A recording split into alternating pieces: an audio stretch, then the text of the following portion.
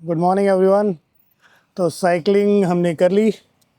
अब हम बात करेंगे इंटरव्यू की, क्योंकि हमने जीटी और साइकोलॉजिस्ट पे बात कर चुके हैं हम।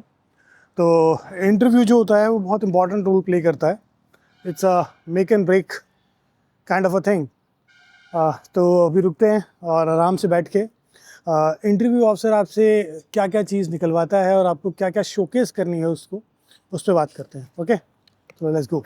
तो बात कर लेते हैं आज इंटरव्यू जो आईओ लेता है। और आईओ बोर्ड का प्रेसिडेंट होता है या सीनियर मोस्ट ऑफिसर होता है, वो आपको आपकी कॉन्फ्रेंस में मिलेगा। तो हमने जीटीओ पे बात कर ली, हमने साइकोलॉजिस्ट पे बात कर ली। अब आता है मेन फेज, वो है इंटरव्यूइंग ऑफिसर जो आपका इंटरव्यू लेगा। नाउ सबसे पहले तो दो तीन चीज़ें होती हैं। लाइक हम एसएसबी के लिए आते हैं और हमारे दिमाग में एक नोशन बना होता है कि अगर मेरा इंटरव्यू अच्छा हो गया तो सब कुछ अच्छा हो गया। ये कई मायने तक तो बात ठीक है, बट पूरी तरह ठीक नहीं है। क्योंकि क्या होता है, जैसे ही आप स्क्रीन इन हो जाएंगे और दूसरा दिन जब आपका आएगा तो आपका इंटरव्यू कभी भी हो सकता है। जैसे ही आपने साइकोलॉजिस्ट अपना टेस्ट फर्स्ट डे का पूरा किया, तभी आपके पास कोई आएगा, बोलेगा sir test number so and so का आज इंटरव्यू है दिस एंड दिस टाइम। तो आपको वही वेल ड्रेस होकर अच्छी तरह से अपने आप को ग्रूम कर कर उस इंटरव्यू ऑफिसर के सामने जाना है। बहुत सारे सवाल होते हैं आपके ना दिमाग में पहले कि यार वो क्या पूछेगा, किस तरह से रिएक्ट करेगा। सी, जो भी नर्वसनेस है, जो भी हिचकिचाहट है, वो उस डोर से बाहर जब आप वेटिंग रूम में वेट करते हैं अपनी टर्न का, तब तक रखिए। Nervousness is also important. Nervousness is also important. तो वो थोड़ा ज़रूरी है, क्योंकि जब इंटरव्यू ऑफिसर आपसे बात करेगा और इंटरव्यू ऑफिसर आपसे क्वेश्चंस पूछेगा, थैंक यू, तो उस टाइम आपको, हाँ ये कर लो पहले। तो हम अब बाहर से अंदर आ गए हैं। कुछ कैमरे का टेक्निकल इशू था, बाकी रिकॉर्डिंग वहाँ नहीं हो पाई, तो वो मैंने घर आके रिजॉल्व किया। नेवरदलेस हम बात कर रहे थे कि आप में थोड़ी सी नर्वसनेस होगी, थोड़ा सा डर होगा। तो ये डर अच्छा है, बिकॉज आपका दिमाग ज़्यादा एक्टिव रहेगा और जो आपसे आईओ क्वेश्चंस पूछेगा आप उसका अच्छे से आंसर कर पाएंगे। अब ये देखते हैं कि आपसे एक आईओ उम्मीद क्या करता है, वो एक कैंडिडेट में देखता क्या है। वो एक कैंडिडेट में देखता है कि इसमें लीडरशिप क्वालिटी है या नहीं। अब आप बोलेंगे ये हर जगह लीडरशिप क्वालिटी हर कोई चेक कर रहा है, साइकोलॉजिस्ट ने चेक की, जीटीओ ने चेक की और आईओ भी चेक कर रहा है। मगर आईओ थोड़ा सा अलग एंगल से देखता है। आईओ ये देखता है कि जिन ट्रूप्स को आप कमांड करोगे, क्या वो आप पे ट्रस्ट कर पाएंगे, क्या आप कमांड कर पाओगे। वो देखता है कि ये रिस्पॉन्सिबिलिटी ले पाएगा।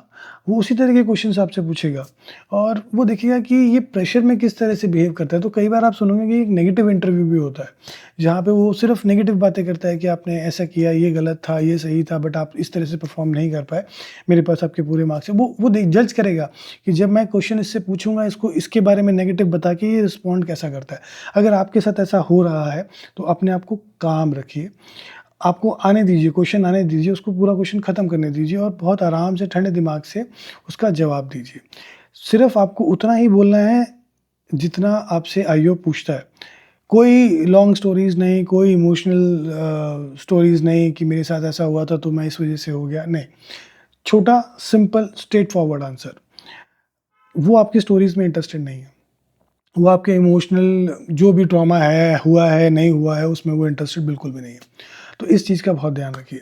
दूसरी चीज़ आती है लीडरशिप के बाद, वो देखता है ये जो कैंडिडेट है ये ओवर कॉन्फिडेंस में है, इसमें कॉन्फिडेंस है या अंडर कॉन्फिडेंस है।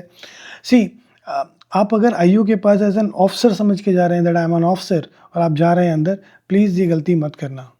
आपको बहुत लोग बोलेंगे behave like an officer, be like an officer. Please जब आप इंटरव्यू देने जा रहे हैं, don't behave like an officer, behave like an normal candidate. उसको, जो आईओ है उसको कोई आईआईटीएन नहीं चाहिए, उसको कोई मतलब सुपर्ब दिमाग वाला बंदा नहीं चाहिए। उसे एक कैंडिडेट चाहिए जिसको वो उसकी जो एकेडमीज़ हैं उसको ट्रेन कर सके। ओके, तो आपका जो माइंड है, आपका जो बिहेवियर है वो ट्रेनेबल होना चाहिए, वो आपको ले लेगा। नाउ अब वो देखता है कि ओवर कॉन्फिडेंस, और वो कॉन्फिडेंस कैसे चेक करता है, वो चेक करता है कि थ्रू आउट सारे एग्ज़ाम्स में ये नेचुरल था, ऑनेस्ट था और इसमें एक दैट क्वालिटीज़ कम अप की। ये जब भी काम करता था, उस कोई भी टास्क उसको देते थे तो ये बहुत उसको लॉजिकल वे में करता था और पूरी टीम को साथ लेके करता था। सी, अगर आप में कॉन्फिडेंस है तो जो आपका ग्रुप होगा वो आपको सपोर्ट करेगा। अगर आप में कॉन्फिडेंस नहीं होगा तो डेफ़िनेटली आपका ग्रुप आपको सपोर्ट नहीं करेगा जो एसएसबी में है। ओके, सो इसमें मेंटल इम्बैलेंस तो नहीं है, मेंटली स्टेबल है, ये वो चेक करता है। सी व्हाई? बिकॉज़ अब मैं मेंटल स्टेबिलिटी की बात क्यों कर रहा हूँ?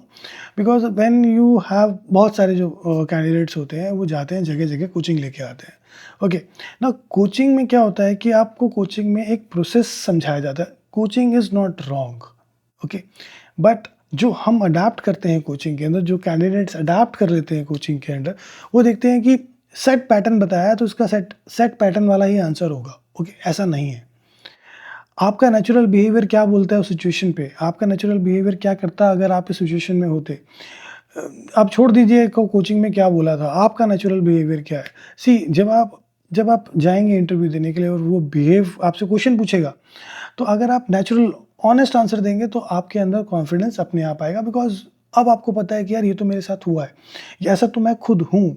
अगर आप खुद हो वैसे, तो वैसे ही आप आंसर दोगे। ओके, यस, नेगेटिविटी से बचिए, वही कोचिंग वो बताता है कि प्रोसेस में आपको नेगेटिव नहीं होना है। Okay, so this is the second thing, this confidence, over confidence, under confidence, ये चेक करता है। थर्ड थिंग जो आईओ देखता है, वो देखता है communication skills. Now communication skills is not that you are very fluent in English, it's a myth, please इसको दिमाग से निकाल दीजिए। But at the same time you should know how to speak in English. आपको पता होना चाहिए कि आप इंग्लिश में कैसे लिखते हैं, आपको ये पता होना चाहिए कि आप इंग्लिश इंग्लिश को कैसे समझते हैं। ओके, तो आपको समझना आना चाहिए, आपको बोलना आना चाहिए और सिंपल लिखना आना चाहिए। ओके, स्टिल आपको मैं ये मान के चलता हूँ कि कई कैंडिडेट्स ऐसे होते हैं जो थोड़ा दूर-दराज इलाके से, गाँव से या हिंदी मीडियम में पढ़े होते हैं, उनको इंग्लिश नहीं आती। ओके, नाउ उसका मतलब ये नहीं है कि अब मुझे इंग्लिश आती नहीं है तो मैं जा नहीं सकता। Okay, this is absolutely wrong. आप अगर आईओ के पास बैठ गए हैं और आईओ आपका इंटरव्यू ले रहा है और you are not comfortable with English, उसको आप प्लीज़ बता दीजिए कि sir I am from Hindi medium and my English is not that good, so I'm very comfortable in Hindi. Trust me that IO will ask question in Hindi only. अब हिंदी में पूछने का एक और फ़ायदा क्या है कि जब आप ट्रूप्स अपने जो आपके सोल्जर्स होंगे, आपके जो ट्रूप्स होंगे, उनको जब आप कमांड करेंगे तो आप उनको ऑर्डर्स हिंदी में देंगे और उनकी बात आप हिंदी में सुनेंगे। ऑब्वियसली देयर सम यूनिट्स जो जैसे गोरखा हो गई है, मराठा हो गई है, एंड उसमें उनकी लोकल जो लैंग्वेज है वो यूज़ होती है, बट बेसिक जो common language is Hindi. So there is no harm in telling it, but yes, at the same time you should tell कि this is my weakness, that I am not very fluent in English, but I am working on it, और बहुत जल्दी मैं सीख जाऊँगा। Okay, तो don't get nervous कि यार मुझे इंग्लिश इतनी फ्लुएंट नहीं आती है, बाकी लोगों को आती है तो उनका हो जाएगा, इट्स अ मिथ। ओके, अब कम्युनिकेशन की बात करते हैं तो आपका क्लैरिटी ऑफ थॉट्स होना चाहिए, जो भी आप बोल रहे हैं उसका कोई मतलब होना चाहिए। बिना सर पैर की बातें तो आपको नॉट रिकमेंड ही कराएंगी। ओके, आई कांटेक्ट होना चाहिए, आप जो बोल रहे हैं that make some sense. Okay, उसमें कॉन्फिडेंस होना चाहिए while you expressing your views.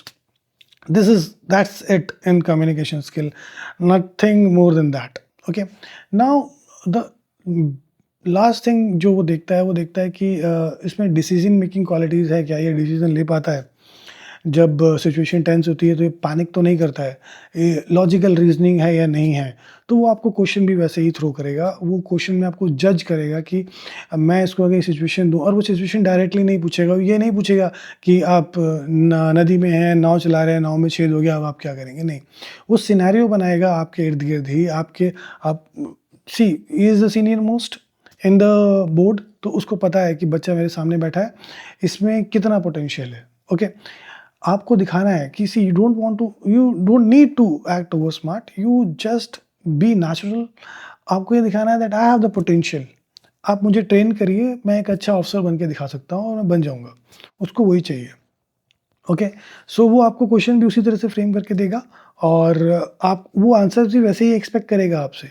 Okay, जो लास्ट और थोड़ा सा यूनिक थिंग है वो ये है कि जो कोचिंग करते हैं बच्चे और जो मेंटर होते हैं, वो बोलते हैं कि जब भी आप जाएं अपने आईओ के पास, तो आप बहुत ही स्ट्रेट होके बैठें एकदम। ओके, स्टिफ होके बैठें एकदम, सावधान में एकदम, हाथ एकदम straight, C when you go inside, तो आईओ आपको बोलेगा बैठने के लिए, तब आराम से आप कंफर्टेबली एक लाइक अ जेंटलमैन आप बैठिए, ठीक है? Try not to put your back on, जो आपकी पीठ है वो चेयर पे टच नहीं होनी चाहिए, should be a 90 degree, that's it. कोई बोलता है कि हाथ का मूवमेंट नहीं होना चाहिए, हाथ आपके सिर्फ नीज़ पे होने चाहिए, हिलने नहीं चाहिए, स्ट्रेट होने चाहिए, ऐसा नहीं है। See when you are expressing your views, आपका अगर थोड़ा बहुत मूवमेंट होता है, it's natural, it's because you behave like that I am behaving in a natural way, मैं मेरे में कोई बनावट नहीं है, ओके? अगर वो आपसे पूछता है कि आपने कोचिंग ली है, तो प्लीज़ इफ अगर आपने ली है तो आप बोलिए उसको कि यस मैंने कोचिंग ली है। सी वो पूछेगा आपसे आपने क्यों ली है, तो आप उसको ये बोल सकते हो कि सर मेरे को प्रोसेस नहीं पता था, मेरे को प्रोसीजर नहीं पता था, उसमें कौन-कौन से एग्ज़ाम्स होते हैं, किस-किस तरह के टास्क मिलते हैं, तो उससे अपने आप को एक्वेंट कराने के लिए मैंने कोचिंग ली। That's it, there is no harm in saying that. Repeaters में से पूछा जा सकता है कि लास्ट टाइम ऐसा क्या हुआ था जो आप रिकमेंड नहीं हुए? तो आपको जो भी लगा सर मैं जीटीयू में अच्छा नहीं था, मेरा लेक्चर रेट अच्छा नहीं था या मेरे में वो कॉन्फिडेंस नहीं था। सी आपको पता होना चाहिए कि आपकी कमी कहाँ थी और आप उसको रेक्टिफ़ाई करके आए हैं, ओके? सो आप इंटरव्यू ऑफिसर से मिलने जा रहे हैं, आप ये समझ के जाइए। मैं अपना बताता हूँ, जब मेरा इंटरव्यू हुआ था तो जो मेरा मेंटर थे, जो ऑफिसर था उसने मुझे ये बताया था किसी जिस भी इंटरव्यू अफसर के पास आप इंटरव्यू देने जा रहे हो, आप ये मान के चलिए आप उससे मिलने जा रहे हैं, बिकॉज़ कुछ साल पहले जहाँ आज आप जिस चेयर पे बैठ के आप इंटरव्यू देने वाले हैं, कुछ साल पहले वो भी उसी चेयर पे बैठा था। वो भी उसी प्रोसेस से निकला था, वो भी उतना ही घबरा रहा था, उतना ही डर था उसमें। तो वो आपको समझता है कि आप में कितना डर होगा, कितनी घबराहट होगी, आप उससे ओवरकम कैसे करते हैं, ओके? तो यही चीज़ छोटी-छोटी चीज़ जो है वो आईओ देखता है। सी आईओ हर तरह से आपको चेक चेक करेगा, सिचुएशन में डालेगा, इनडायरेक्टली क्वेश्चन पूछेगा, आपको घुमा के क्वेश्चन पूछेगा। अगर आपका जीटीओ और साइकोलॉजिस्ट के बाद इंटरव्यू हो रहा है, तो उसके बाद उनके रिमार्क्स होंगे, वहाँ चेक करेगा कि अच्छा इसने 5 अपने वैट के वर्ड्स छोड़ दिए थे, तो वो चेक करेगा, तो उसमें जज करके आपको उसी तरह का क्वेश्चन फ्रेम करेगा।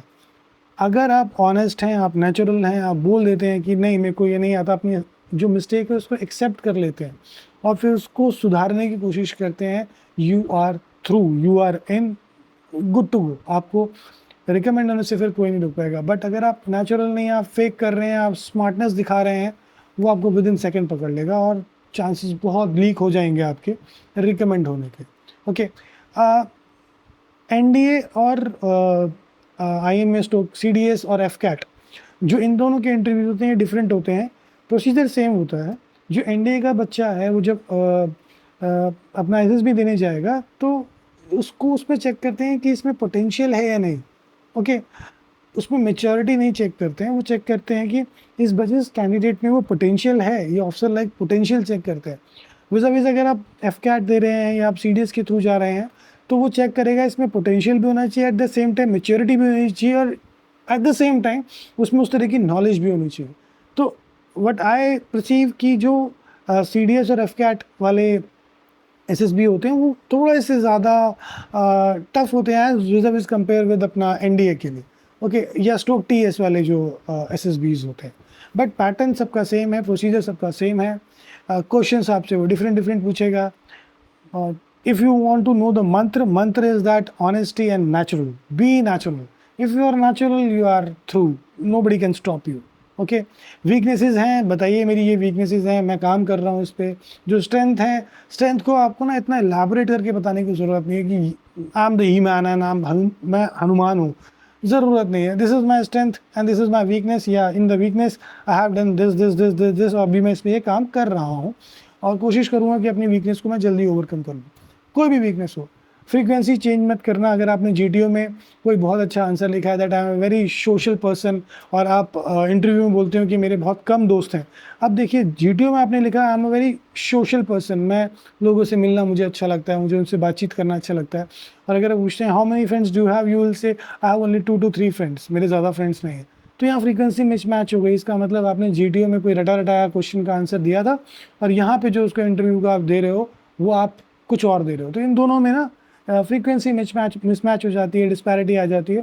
तो यहाँ पे आपको जो आपके रिकमेंडेशन के चांसेस हैं वो कम हो जाते हैं। तो थ्रू आउट कोशिश करिए, थ्रू आउट, चाहे साइकोलॉजिस्ट हो, चाहे जीटी हो, चाहे आई हो, और थोड़ा सा कॉन्फिडेंस रखिए अपने अंदर, और जो भी आंसर्स आप दे रहे हैं वो जो आपको लगता है कि यस ये तो मैं हूँ, अपने आप को उसमें रख कर, सही गलत है वो छोड़ दीजिए, अपने आप को रख के देखिए, आप 70% बैटल एसएसबी की आप जीत जाएंगे।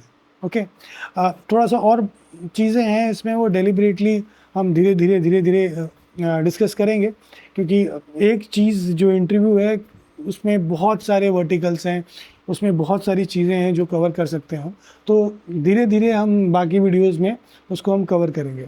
सो at the end, do well, all the best and be honest. Okay, thank you.